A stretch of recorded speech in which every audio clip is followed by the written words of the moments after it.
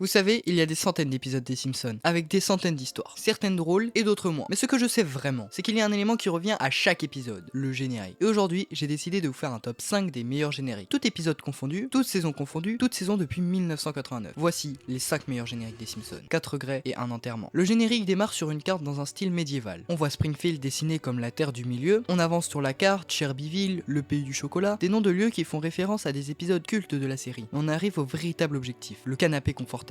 Et tu comprends, les Simpsons sont dans l'univers des Hobbits. Marge en Gandalf, Lisa, Bart et Maggie en Hobbit, Homer en nain. Ils partent à l'aventure pour trouver le canapé, sans oublier de recouvrir Papy Simpson derrière eux. Le périple long, nos amis traversent différents biomes, différentes saisons, à dos de cheval sous le soleil, la pluie, la neige. Au passage, on croise Moe, il incarne Gollum. Il est charmé par une Gollum femelle, mais devient invisible une fois l'anneau autour de son doigt. Lenny, Carl, Barney sont des géants, ils boivent de la bière puis se transforment en pierre dès que le soleil les atteint. Le voyage continue, nos aventuriers ne s'arrêtent pas. Ils croisent une auberge qui n'accepte ni les nains ni les Irlandais. Homer a l'air de peser son poids, c'est-à-dire beaucoup. Durant le voyage, il passe par une salle au trésor, protégée par Montgomery Burns sous forme de dragon. Homer cède à la tentation et se fait avoir. Classique pour Homer. Les 3 brutes de l'école apparaissent sous forme de fantômes et tentent de bloquer le passage. Mais Marge utilise sa magie pour les écarter. Ils arrivent enfin à leur maison. Homer s'allonge sur le canapé, le vrai trésor de la famille Simpson. Ce générique est le meilleur pour une raison simple. Les choix sont cohérents. Là où dans les Hobbits, l'objectif est la montagne solitaire, ici l'objectif est le canapé. Là où Gandalf est le guide sage puissant, Marge est le mentor du groupe. Elle utilise sa magie pour protéger sa famille. Les enfants Simpson incarnent les Hobbits parce qu'ils sont petits. Et le Gollum est une créature tragique, torturée par son obsession. Moe ajoute un côté romantique et naïf inattendu, mais parfaitement logique pour le barman de Springfield. Smoke protège un trésor. Et Thorin se met en danger à cause de sa cupidité. Monsieur Burns protège son or, et Homer tente de le voler. Tout est calqué, tout est réfléchi. Le canapé reste, et restera toujours le vrai trésor de la famille Simpson. Ce que veulent les femmes animées. L'intro de Breaking Bad se lance. Mais à l'écran, ce n'est pas Walter White, c'est Marge Simpson. Marge enfile son tablier, elle se dirige vers la cuisine, elle mélange plusieurs ingrédients, et elle obtient une matière bleue. Pas de la méthamphétamine, des cupcakes. Des cupcakes bleus, exactement, comme le cristal de Walter White. Elle les met au four, les installe avec précaution dans une mallette, Bart emporte la mallette, Homer depuis le jardin a réussi à tremper son doigt dans la pâte. Il s'est endormi sur le canapé, tout est dans le détail. Ensuite, Marge vend les cupcakes à la vente de pâtisserie de l'église. De retour chez elle, elle compte l'argent. Le total s'élève à plus de 1300 $.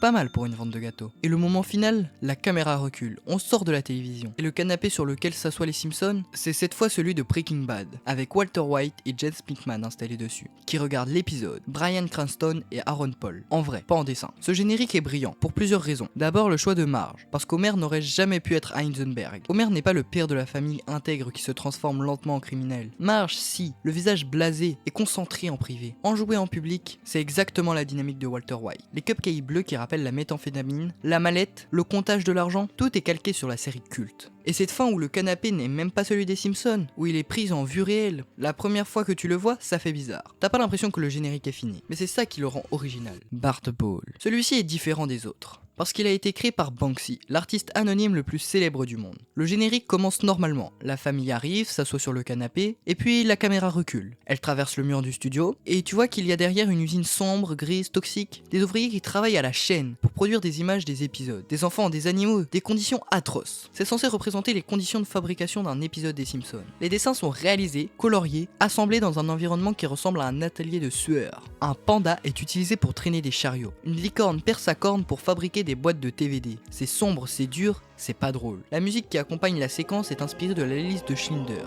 et ça pose tout de suite le niveau. Ce n'est pas un gag, c'est une critique. Banksy a déclaré s'être inspiré des rapports de l'externalisation de l'animation de la série en Corée du Sud. Le message est clair, il y a une réalité moins reluisante. Le storyboarding de Banksy a même causé des retards et des disputes au sein de la Fox. La chaîne a hésité à le diffuser. Quelque chose d'aussi sombre dans une série comique, mais ils l'ont fait. Et le résultat ? C'est l'un des génériques les plus marquants de l'histoire de la série. Parce qu'il a fait exactement ce que Banksy fait de mieux. Il te met mal à l'aise, il te fait rire, puis il t'arrache le sourire. Matt, elle aime. La famille Simpson s'assoit sur le canapé, rien d'anormal. Et puis bam, un vaisseau spatial défonce le mur de leur salon, c'est Rick et Morty. Rick accuse de les avoir tués, les Simpsons sont écrasés. Et là Rick a un plan. Il sort une fiole, il place un morceau des Simpsons, donne une photo de la famille à Morty, et lui ouvre un portail vers une autre dimension. Morty passe le portail, et derrière lui, tu peux voir le Planet Express Ship de Futurama, ce qui laisse penser que la dimension dans laquelle on se trouve relie plusieurs univers entre eux. Morty arrive chez un vendeur d'extraterrestres, l'alien utilise une machine avec de l'ADN et la photo de famille. Dans le fond, on peut voir Kang et Kodos, les extraterrestres des Simpsons dans les Horror Shows. Pendant ce temps, Rick se balade dans la maison. Il mange des donuts, boit une bière, il s'amuse avec les accessoires de Marge. Flanders vient rendre visite à ses voisins. Rick le gèle. Il prend le saxophone de Lisa. Le gars fait littéralement ce qu'il veut. De retour avec Morty, l'alien a recréé les Simpsons.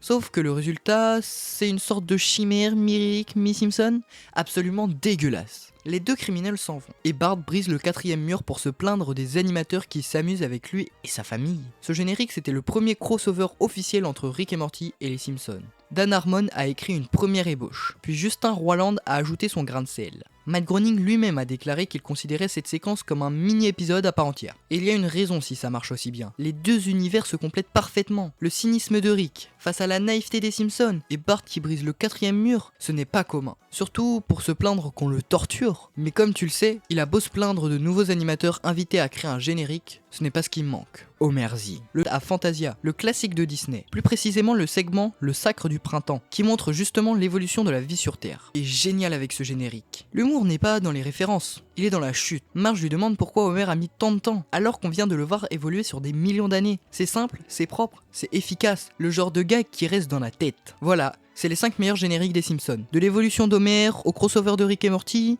en passant par Banksy, Breaking Bad et Le Seigneur des Anneaux, dis-moi en commentaire lequel tu as préféré. Et si tu aimes les Simpsons, abonne-toi. C'était Nexo, à la prochaine.